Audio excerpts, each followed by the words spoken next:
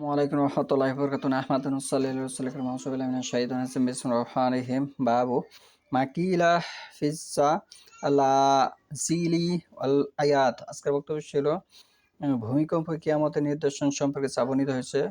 আমি যে হাদিসটি তালাওয়াত করেছি সহিহ বুখারী প্রথম খণ্ড পর্ব হচ্ছে 15 অধ্যায় হচ্ছে 27 হাদিস নম্বর হচ্ছে 1037।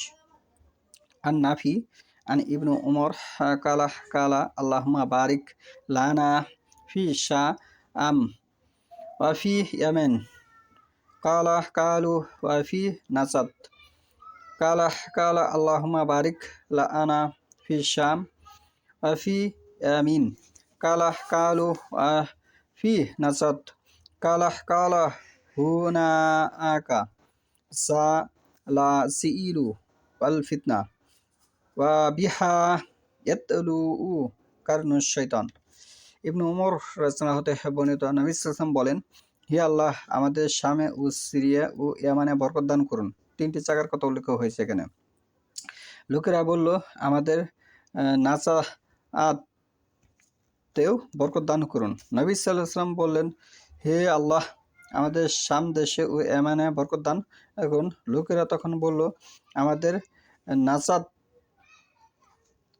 দেশেও বরকত দান করুন। রাবি বলেন, নবী সাল্লাম তখন বললেন, সেখানে তো রয়েছে ভূমিকম্প। নাজাত যে জায়গাটি, সেখানে কি হবে? ভূমিকম্প হবে ও ফিতনা ফাসাদ হবে। সেখানে ফিতনা ফাসাদের বেশি উৎপাদন হবে। আর শয়তানের শিং সেখান হতেই বের হবে। শয়তানের শিং সেখান হতেই বের হবে। নাজাত জায়গাটি আপনি মনে রাখবেন, তার উদ্যাপন ঘটবে সেখান থেকে, শয়তানের উদ্যাপন সেখান থেকে ঘটবে। তাহলে আমাদেরকে কিন্তু বিভিন্ন কথার কথা, বিভিন্ন হাদিসে, বিভিন্ন বক্তব্যে বিভিন্ন ব্যক্তি বিভিন্নভাবে এই শয়তানের সম্পর্কে বর্ণনা দিয়ে থাকে।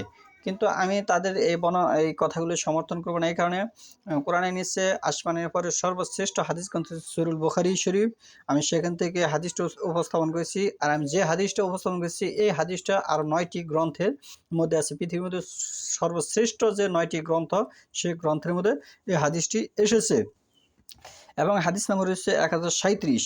সেখান থেকে কি হবে? সেখানে 3টি জিনিস হবে। এক, ভূমিকম্প বেশি হবে, সেখানে ফিতনা ফাসাদ বেশি হবে 2 নম্বরে। 3 নম্বরে, শয়তানের শিং সেখান হতে বের হবে বা উদ্যাপন হবে বা ঘটবে।